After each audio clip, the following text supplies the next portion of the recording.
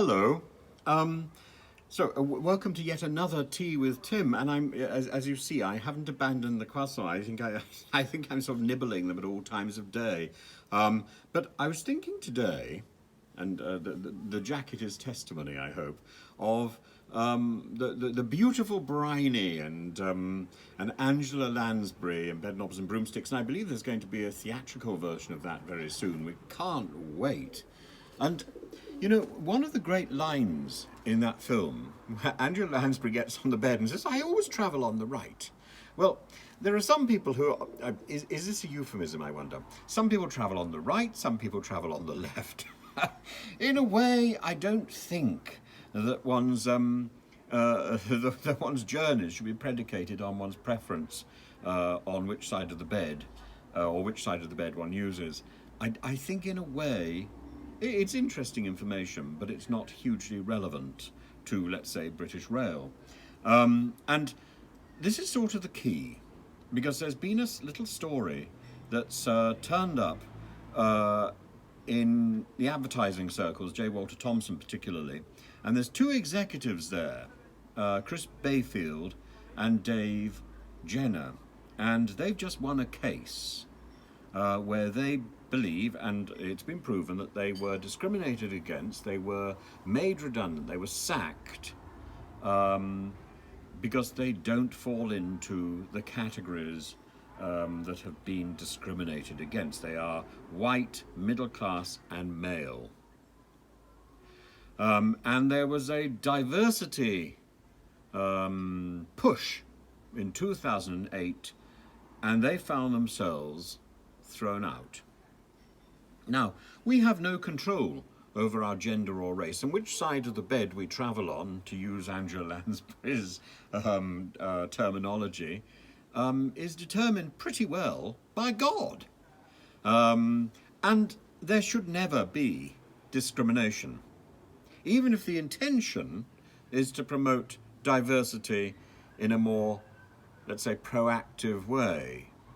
There is a movement, it's pernicious, there is a movement running through the creative industry that is very, very worrying. We need to equalize the gender pay gap and ensure greater opportunities for those people who have not had opportunities in the past. We need to ensure greater opportunities for everyone.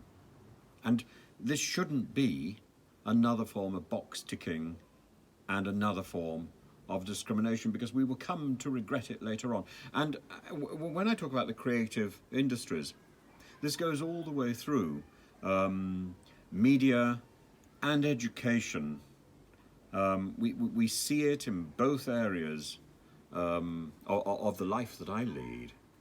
And you know, often you fill out a form, and then you're required to fill out another form about diversity, box ticking.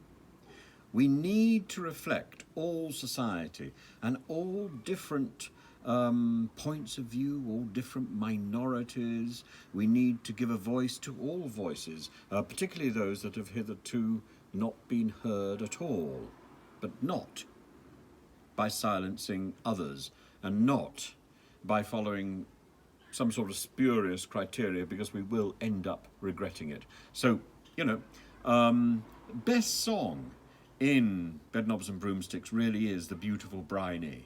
How pleasant, bobbing along, singing a song.